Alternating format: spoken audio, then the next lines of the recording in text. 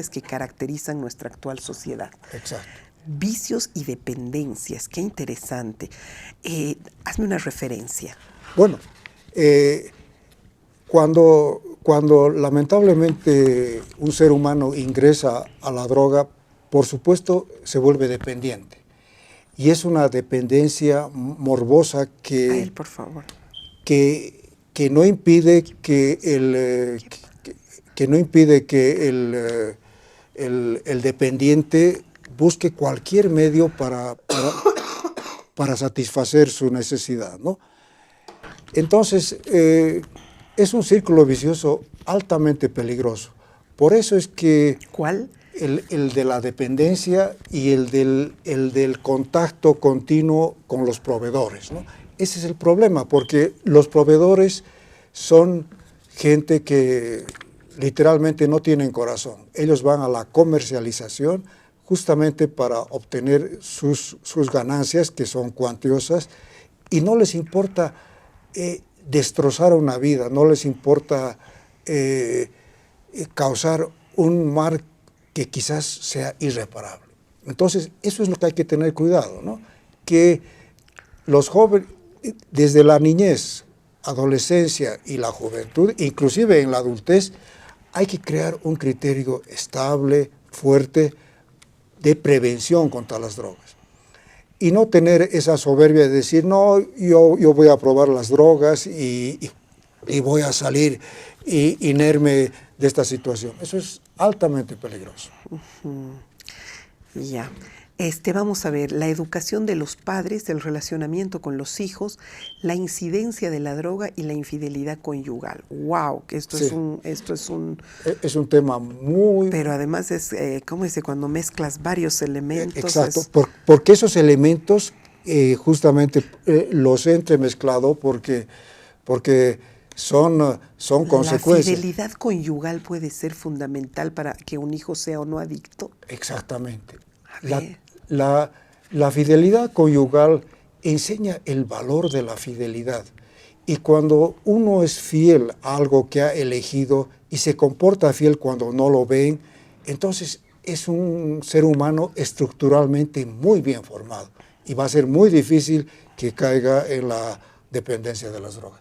Por eso que... Estamos hablando de quiénes, de los padres. De los padres, ¿no? Porque... ¿Y quién no va a caer en las drogas? ¿Los padres? Los hijos, los hijos. Fundamentalmente, ¿no? Porque si los hijos ven que en el hogar hay fidelidad, hay un respeto profundo, mutuo. Hay compromiso. Compromiso. Hay unidad, exacto. Hay todo. Estás dándole una fórmula claro. para que tu hijo también tenga los mismos valores. Entonces, ese hijo crece con una estructura, una fortaleza muy difícil, y casi invencible, ¿no? Y se crea un ser humano fuerte, con fortalezas, con criterio, y que interrelaciona con la sociedad de una forma exitosa. Vamos a ir al revés. Una pareja infiel. La madre le es infiel al padre. Se desestructura, claro. Se conflictúa, las peleas, todo eso desestabiliza plenamente al niño. Totalmente. Empieza a generar una ausencia de pertenencia porque ese hogar que él tenía, ese círculo familiar, se destroza. Él ya no tiene pertenencia, él tiene que buscar otra pertenencia. ¿A dónde pertenezco? No tengo este hogar. Ah, ya sé, pertenezco a este grupo de amigos adictos porque ellos me quieren. No en vano, ustedes recordarán que los grupos de jóvenes pandilleros, pongan esta cámara por favor, estos jóvenes pandilleros recordará que se llamaban el Cartel Family. O sea, ellos mismos lo están verbalizando. Lo que ellos quieren es ser una familia. Esa familia que se desestructuró por infidelidades, por conflictos, por problemas de los papás, en fin. Entonces, esto es trascendente así como lo estoy explicando. Exactamente. Claro, porque ¿qué puede suceder con un joven todavía sin un criterio formado, cuando ve a sus padres que se desestructuran por causa de la infidelidad? Entonces, ese ser humano también va a tomar como natural ser infiel. Entonces, ya... Y no solo eso, el tema de pertenencia, de un hogar, el tema de identidad. ¿Con quién me identifico ahora si mi papá ya no es mi papá, es ese señor que la ha pegado?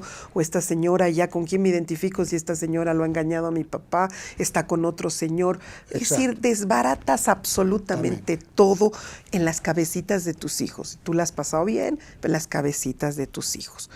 Constantemente. Las políticas internacionales sobre el consumo, adicción y tráfico de drogas. Claro, todos conocemos que las políticas internacionales sobre el consumo de las drogas para evitar justamente ese consumo han resultado un lirismo porque se han basado en crear normas, en crear leyes, pero no se las implementa ni se las sigue con el rigor que exige un tema tan escabroso, tan difícil y sobre todo tan conflictuado y que conflictúa y desestructura una sociedad como son las drogas. Entonces, esto por ejemplo de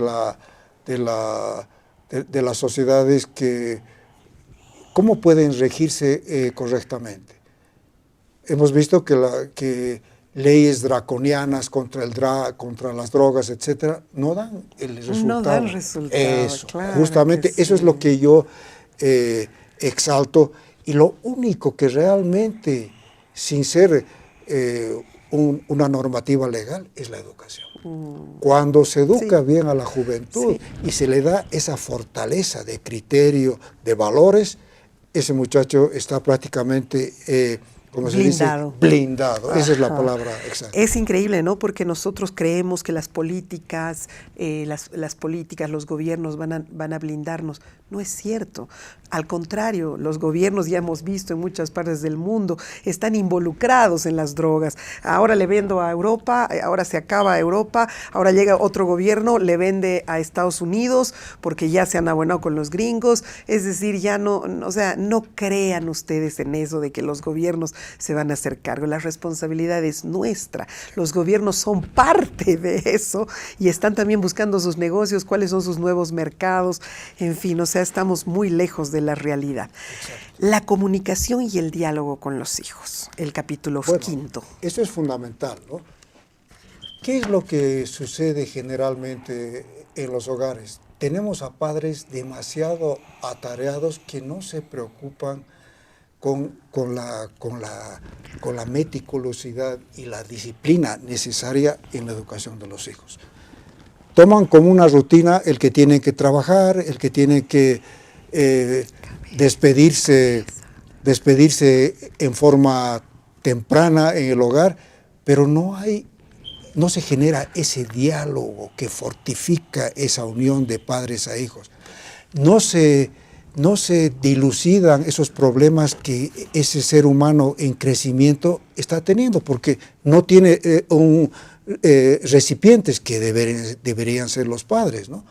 Entonces, esa falencia en la educación es lamentablemente una característica que se presenta en la mayoría de las sociedades. Estaba leyendo ayer un poco lo que son en psicología las heridas de abandono. Exacto. Las heridas de abandono de los hijos. No, tu padre puede estar ahí, o sea, puede estar todo el día tu mamá en tu casa, tu papá puede estar todo el día en la casa, pero si hay una conexión, no hay una conexión.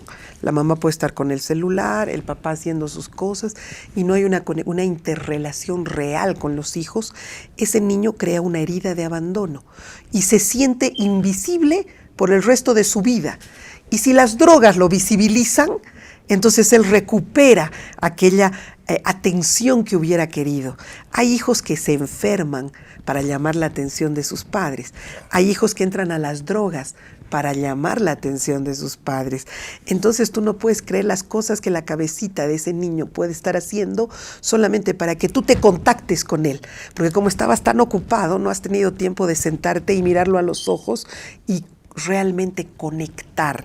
Entonces esto es fundamental de la comunicación con los hijos. Claro, es vital la comunicación. La acción de los narcotraficantes y causas del consumo, ¿a qué se refiere?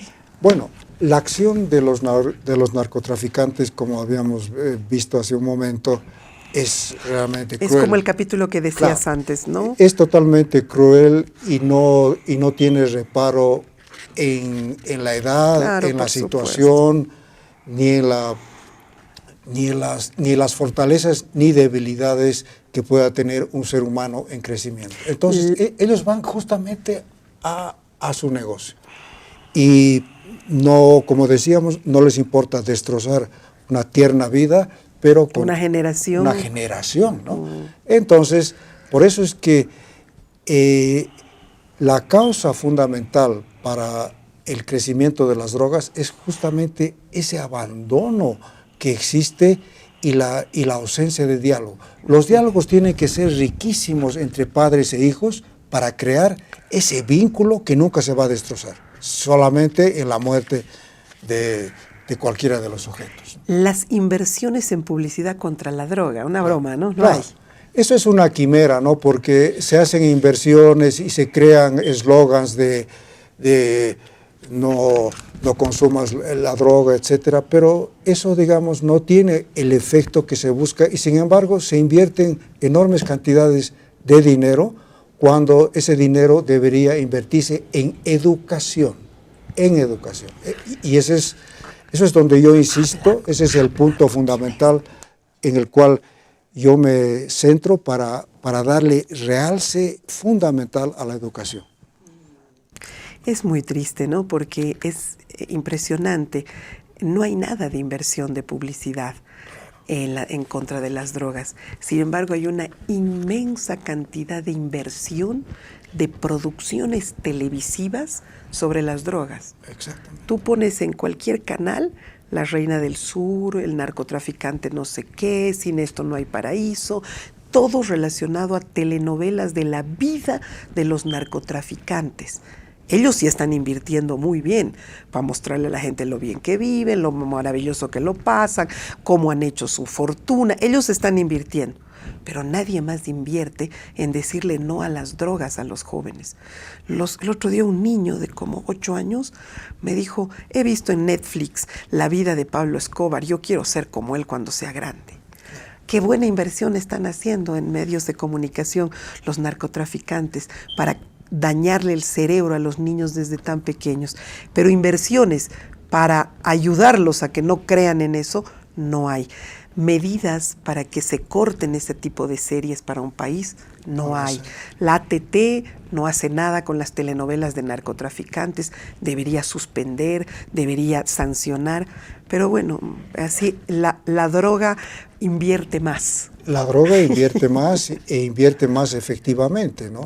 Eso es lo más triste que sucede en nuestras sociedades, ¿no? Es lamentable. Bueno, y casi finalizando un poco, la educación contra el consumo, acción y tráfico de drogas. Claro.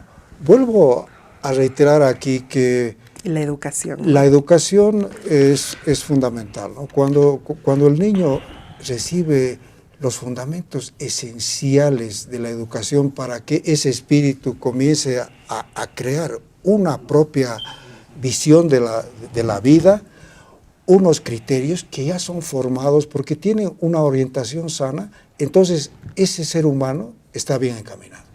Muy bien. Pero eso es lo que tenemos que hacer todos. Así es, definitivamente. Ha sido un gusto tenerlo. Raúl, ¿dónde encontramos el texto, por favor? Bueno, están en las librerías, en Huachayhuaysi, en los amigos del libro, después en el baúl del libro, y en fin, está a disposición, ¿no? Está a disposición, sí está a disposición. Te agradezco mucho por la charla muy interesante. Espero tenerte una próxima oportunidad. Muchas gracias y como siempre, pues yo soy el agradecido porque me has dado una oportunidad para tocar un tema que debe preocuparnos a todos. A todos, definitivamente. Muchas gracias. Encantado. Y no crean que si vuelve la DEA, todo se arregló. Simplemente que si vuelve la DEA, ahora otra vez los gringos van a ser los principales consumidores, nuestro principal mercado, y otra vez el negocio lo van a manejar ellos. Antes lo estaban manejando la gente del Chapare y mandaban a Europa. Llega la DEA, lo agarran, el negocio lo agarran los gringos y lo mandan a Estados Unidos. O sea, no seamos ingenuos, no creamos que las cosas cambian, simplemente se transforman. Un abrazo, hasta mañana.